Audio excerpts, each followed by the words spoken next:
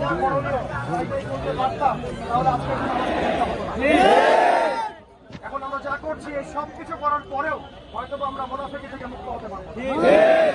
অতএব আমাদের আরো কিছু প্রোগ্রাম আছে। 3:30টার সময় প্রেস ক্লাবের সামনেও আরেকটা প্রোগ্রাম হবে ইনশাআল্লাহ। সেখানে আমাদের আরো বরেণ্য ওলামায়ে কেরামগণ আসবেন। আমাদের হাতের সময় খুবই কম, আমি অল্প করে 5 মিনিট আপনাদেরকে একটা মৌলিক মেসেজ দিচ্ছি। এক নম্বর হচ্ছে যে এই সংকট সমাধানের জন্য, ফিলিস্তিন সংকট সমাধানের জন্য জিহাদ ফি সাবিলিল্লাহ ছাড়া আমাদের সামনে অন্য কোনো রাস্তা খোলা নেই।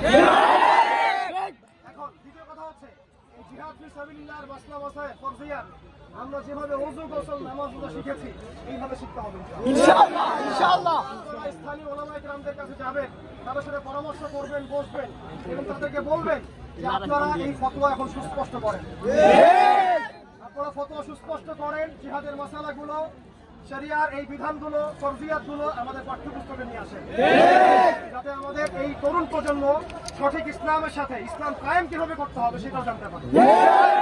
দ্বিতীয় কথা হচ্ছে আমরা দেখেছি এই সংকটটা নতুন সংকট না, এই সংকটটা বিগত প্রায় 100 বছর থেকে চলছে।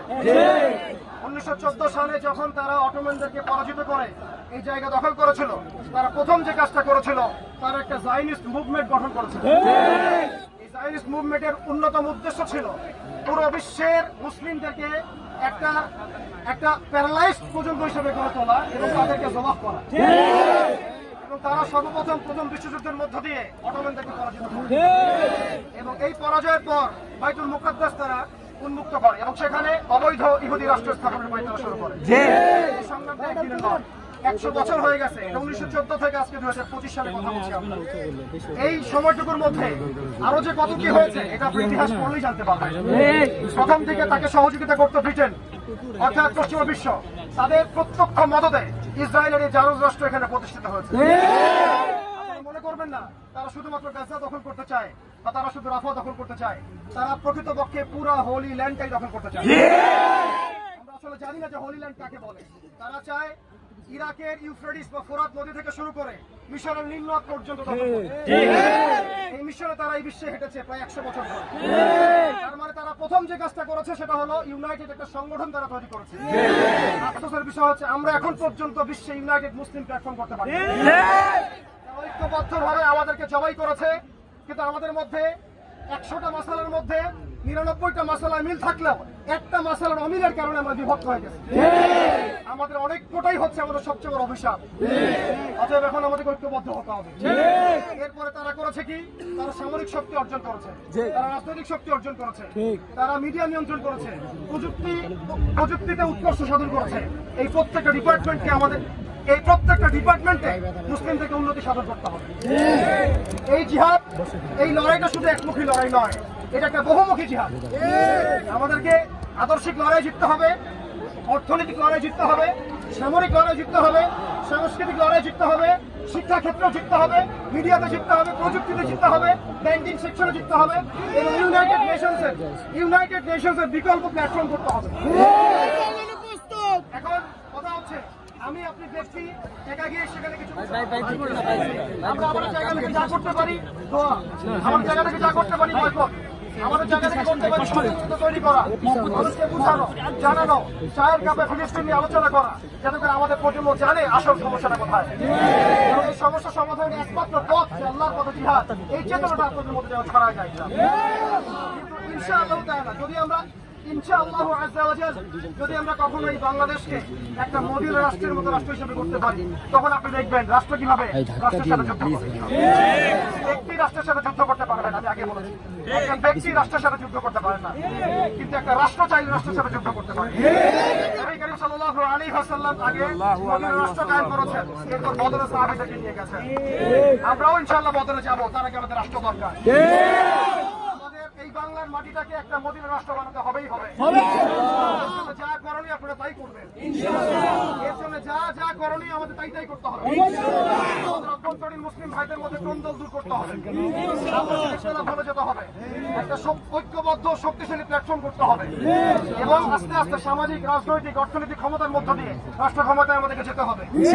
এরপর আমরা দেখবো সেই বড় ইসরায়েল আমাদেরকে কিভাবে চোখ রাঙায়, বাড়ির পাশের ইসরায়েল কিভাবে আমাদেরকে চোখ রাঙায়।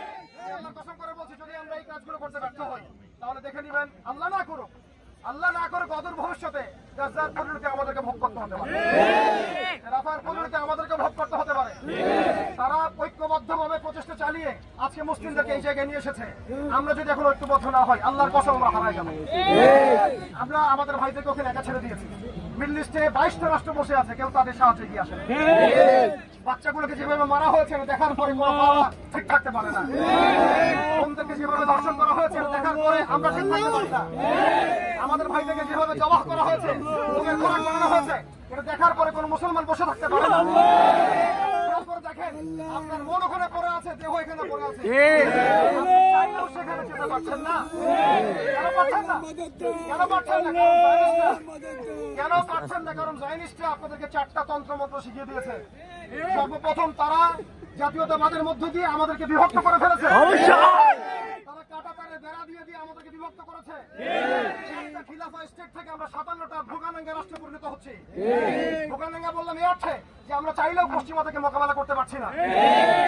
আল্লাহ পাক আমাদেরকে অনেক শক্তি দিয়েছেন, তেল দিয়েছেন, সামরিক শক্তি দিয়েছেন, প্রযুক্তি দিয়েছেন, জনবল দিয়েছেন। 200 কোটি মুসলমান থাকার পরেও আমাদের চোখের সামনে বাচ্চাদেরকে হত্যা করা হচ্ছে। আমরা কিছু করতে পারছি না। আমরা এখান থেকে সেই ব্যথায় ব্যথিত, আমরা গাজনাবাসীর ব্যথায় ব্যথিত। কিন্তু জাতীয়তাবাদ আমাদেরকে বিভক্ত করে ফেলছে। তাদের ধর্মনিরপেক্ষতা আমাদের আকীদা ধ্বংস করে ফেলেছে।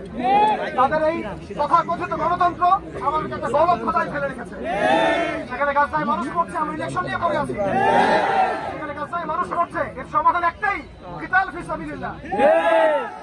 বদলে যুদ্ধ, হত্যার বদলে হত্যা। ওরা আমাদেরকে গণতন্ত্রের গলত খাতায় ফেলে রেখেছে। ওরা আমাদেরকে জাতীয়তাবাদের গলত খাতায় ফেলে রেখেছে। ধর্মনিরপেক্ষতাবাদের গলত খাতায় ফেলে রেখেছে। গণতন্ত্র এবং সাম্রাজ্যবাদের সমাজতন্ত্রের গলত খাতায় ফেলে রেখেছে। এখান থেকে আমাদেরকে বের হতে হবে। এদের 4 দেবতার পূজা মানছেন। আর সবার আগে আরেকটা কথা, এই ইসরায়েল একা শক্তিশালী হয় নাই। যে পশ্চিমাদের সহযোগিতায় সেই জায়গায় এসেছে, এই পশ্চিমাদের আসল স্বরূপ আপনাদের সবার সামনে উন্মোচন করতে হবে। পশ্চিমাদের আসল উদ্দেশ্য আপনাদের সবার সামনে সবাই উন্মুক্ত করতে হবে। চায়ের কাপে আলোচনা চলতে হবে। স্কুলে, কলেজে, ইউনিভার্সিটিতে, বিশ্ববিদ্যালয়ে, সব প্রতিটা জায়গায় এই বিষয়গুলো নিয়ে আমাদের কথাবার্তা বলতে হবে। শিক্ষা ক্ষেত্রে, অফিস আদালতে, এমনকি আমাদের পার্লামেন্টে, আমাদের প্রশাসন ভাইদের মধ্যে, আর্মির মধ্যে, বিজিবির মধ্যে, র্যাবের মধ্যে, রাষ্ট্রের প্রতিটা সেক্টরে এই বিষয়গুলো আলোচনা করতে হবে। আমরা জানি এই প্রতিটা সেক্টরে অনেক ইমানদার হয়ে আছেন, হয়তোবা তারা বুঝেন না, হয়তোবা তাদের কাছে মৌলিক মেসেজটা পৌঁছে না। আমভাবে দরদ নিয়ে একটা ঐক্যবদ্ধ শক্তিশালী বাঙালি মুসলিম জাতি গঠনের জন্য আমাদেরকে হাঁটতে হবে। আমরা একটা শক্তিশালী জাতি গঠন করতে না পারি, আগামী দিনে, আমি আবার বলছি, আগামী দিনে এই গাজার পরিণতি আমাদেরকে ভোগ করতে হতে পারে। তখন আমাদেরকে সাহায্য করার জন্য মিয়ানমার থেকে কোনো বাহিনী আসবে না। আমাদেরকে সাহায্য করার জন্য দেখবেন পাকিস্তান থেকে কেউ আসছে না। আমাদেরকে সাহায্য করার জন্য ভারত আসবে না। আমাদেরকে সাহায্য করার জন্য শ্রীলঙ্কা আসবে না।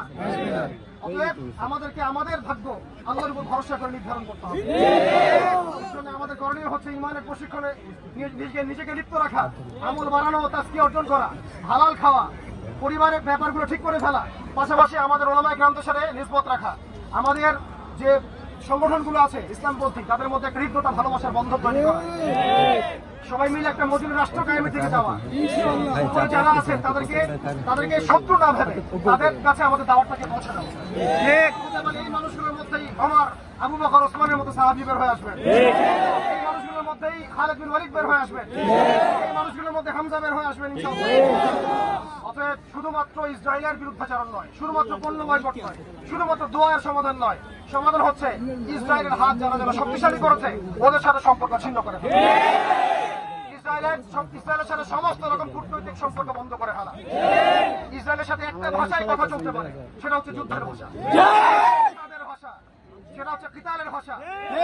সাবিলুনা সাবিলুনা সাবিলুনা সাবিলুনা তরিকুনা তরিকুনা আল জিহাদ আল জিহাদ তরিকুনা তরিকুনা আল জিহাদ আল জিহাদ। ইনশাআল্লাহ তাআলা আমরা বাঙালি মুসলিম জাতি গঠন করে ইনশাআল্লাহ তাআলা একদিন না একদিন সেই মোবারক কাফেলায় যুক্ত হব। সেই কাফেলা বাইতুল মুকাদ্দাস জয় করবে ইনশাআল্লাহ। সেই কাফেলা বাইতুল মুকাদ্দাস জয় করবে ইনশাআল্লাহ। আপনারা হবেন না, হতাশ হবেন না। আল্লাহ রাব্বুল আলামিন বলেছেন ওয়ালা তাহিনু ওয়ালা তাহসানু, তোমরা হীনবল হয়ো না, দুশ্চিন্তাগ্রস্ত হও না। ওয়ানতুমুল আ'লাউনা, তোমরাই বিজয়ী হবে। ইন কুনতুম মুমিনিন, যদি তোমরা প্রকৃতপক্ষে মুমিন হয়ে থাকো। আল্লাহ পাক বলেছেন ওয়ালা তাত্তাখিযুল ইয়াহুদা ওয়ান নাসারা আউলিয়া, লা তাত্তাখিযুল ইয়াহুদা ওয়ান নাসারা আউলিয়া, তোমরা ইহুদি এবং নাসারাদেরকে বন্ধু রূপে গ্রহণ করো না। অতএব আমরা যেমন তাদের পণ্য বয়কট করবো, তাদের সাথে রাজনৈতিক সম্পর্ক ছিল তাদের সাথে তাদের আদর্শের বিরুদ্ধে কথা বলবো, একইভাবে তাদের এগেন্স্টে আমাদের আদর্শকে প্রতিষ্ঠা করবো। একটা শক্তিশালী ঐক্যবদ্ধ জাতি গঠন করে আমরা বৃহত্তর পরিসরে বিশ্বের মধ্যে ইনশাআল্লাহ তাআলা একদিন ইনশাআল্লাহ আজিজ বৃহত্তর মুসলিম শক্তিশালী বাহিনী গঠন করব। আমাদের ইউনাইটেড নেশনসের বিকল্প দরকার, ওয়ার্ল্ড ব্যাংকের বিকল্প দরকার, আইএমএফের বিকল্প দরকার, বিকল্প দরকার, মিডিয়ার বিকল্প দরকার, আমাদের দরকার নেটোর বিকল্প বাহিনী গঠন করা। দেখা যাবে কার বাহুতে কত জোর আছে। আমাদের দরকার নিউক্লিয়ার মিসাইল তৈরি করা, ক্ষেপণাস্ত্র তৈরি করা। শুধু আবেগের নাম নয়, আবেগের নাম নয়, পরিপূর্ণ প্রস্তুতি গ্রহণ করা। প্রস্তুতির সাথে শারীরিক প্রস্তুতির সাথে মানসিক প্রস্তুতির সাথে সামাজিক রাজনৈতিক অর্থনৈতিক প্রস্তুতি গ্রহণ করতে হবে। প্রযুক্তিগত প্রস্তুতি গ্রহণ করতে হবে। প্রস্তুতি গ্রহণ করে ইনশাআল্লাহ তাআলা আল্লাহ ফেরেশতা নামিয়ে সাহায্য করবেন।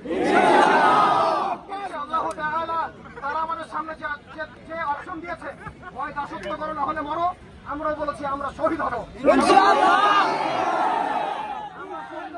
দাসত্ব বরণ করবো না। মাথা যেদিকে সেদিকে আমাদের চোখ রাখতে হবে। এই ইসরায়েল একা শক্তিশালী হয় নাই, এর সাথে প্রত্যক্ষ মদত জড়িত আছে আমেরিকা, জড়িত আছে ব্রিটেন, জড়িত আছে ফ্রান্স, জড়িত আছে জার্মানি, আরো কত নাম না